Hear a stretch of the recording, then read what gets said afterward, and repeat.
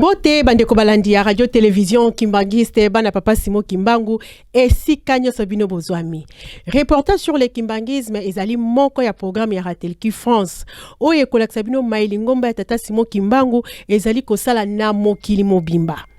Ya solo tozali kaka na kati ya centenaire. Donc toyebi le 6 avril 2021 centenaire. Kasi na le 6 avril 2021 na tobosa na te. Ezali na mama moko abengami na kombo ya mama Marie Mwilu Kiawanga Nzitani azali molongani ya papa Simo Kimbangu ya ndimaki kopesa maboko na papa Simo Kimbangu andimaki alobi papa sala mosala oyo bapesi yo na nkolo Yesu ngai na kopesa yo maboko na mokolo ya le 6 avril 1921 na tongo mama Mwilu abetaki ngonga apesa ki maboko pe maki mokumba na ekino suka soki lelo oyo biso ba mama tokomi ba femme d'affaires ba mama présidente ba ministre partout okokuta mama zali po biso tozalaika bato ya cuisine na sima kuna kutu ba konte ote ozate malgré ozobota bana oyo ozobota bango ba ko ministre mais yo ozate ba konte ote. Mais lelo oyo tala ndenge to komi tala niveau oyo mama komi ya solo ezali grâce à mama Mwilu ya tika kibiso na mokolo ya le 27 avril 1959 kuna la nkamba ezali pe ya koyinda ba mama ba mati kosakana te biso na bino tokokende na mboka nkamba Eluselemi esika wapi mama na biso mama Magali azali na papa Alfonso totala na lokito oyo eleki na mboka nkamba Eluselemi tolanda reportage on ndenge nini baneti suka ndenge nini ba mama basepelisi mama Mwilu mbote ba tata ba mama ba ndeko balandi lelo ezali mardi le 27 avril 2021 to zali ko kanisa bongo 62e anniversaire ya disparition physique ya mama Mwilu Kiawanga Nzitani molongani ya papa Simo Kimbangu ye atika kabiso le 27 avril 1959 milulu epesamela na ba mama ya mokili mobimba pona komata na nkamba pona mabondeli pe misala na yango tokolanda culte ndenge kokota awa na nkamba pona lokumu ya mama Mwilu Kiawanga Nzitani tolanda.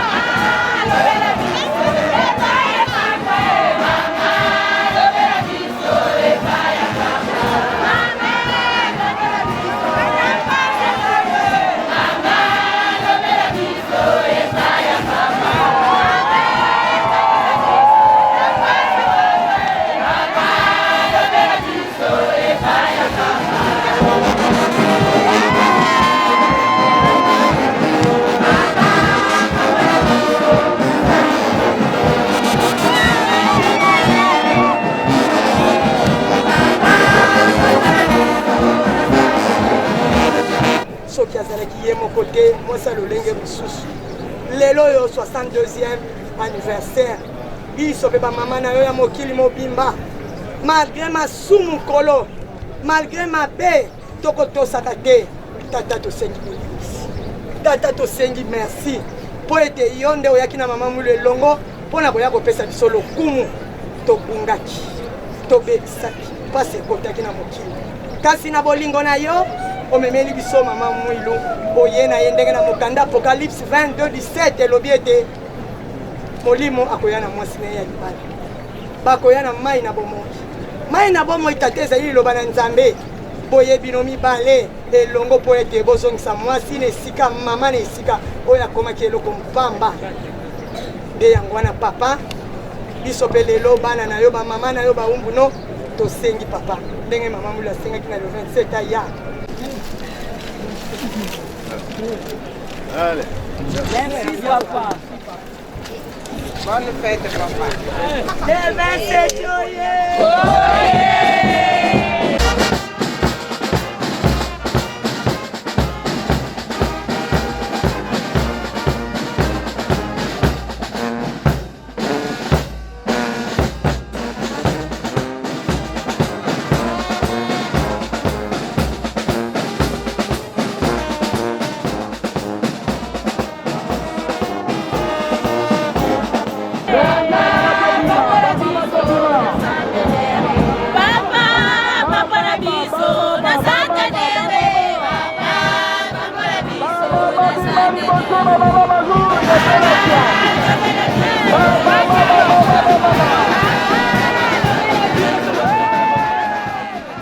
En tout cas, ambiance ezaki makasi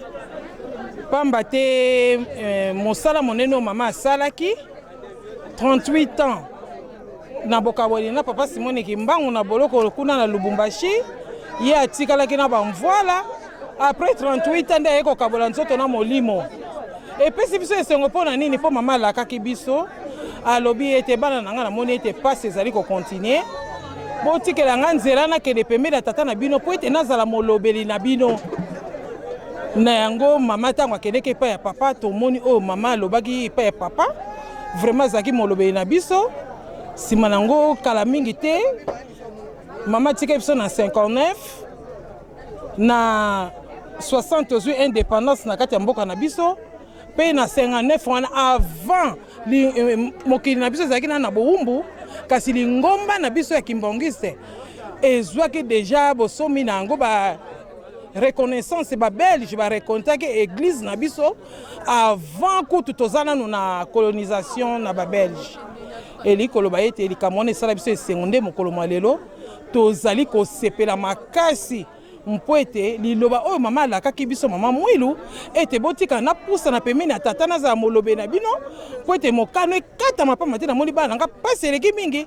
likambo yango mama alobaki epai ya papa papa mpe ayokaki azongisi eyano nde na 59 wana lingomba ebimaki libanda le 24 décembre 59 mpe na 1960 nde tozwaki indépendance bosomi ya mboka na biso Congo.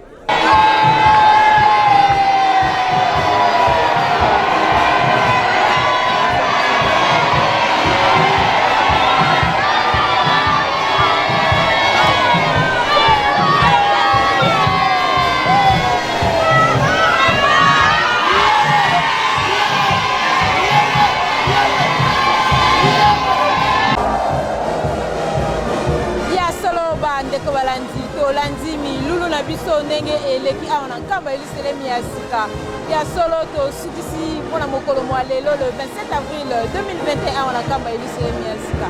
soki bolandaki biso malamu tosingamaki na ndeko na nsima ya kamera papa Landu Afonso nde na elobeli wa bino mama Magali Sunda botikala malamu. Merci mingi mama Magali pe papa Alfonso kuna na mboka nkamba eliselemi. Merci na bino bandeko nyonso bana papa Simon Kimbangu ya solo soki bolandaki biso malamu na banda kuna bino ezalaki na lisungi ya bandeko na biso kuna na mboka nkamba papa Alphonse pe mama Magali na micro ya bino ndeko mama Fifi Ndongala botikala malamu nde tomonani na mbala ya sima.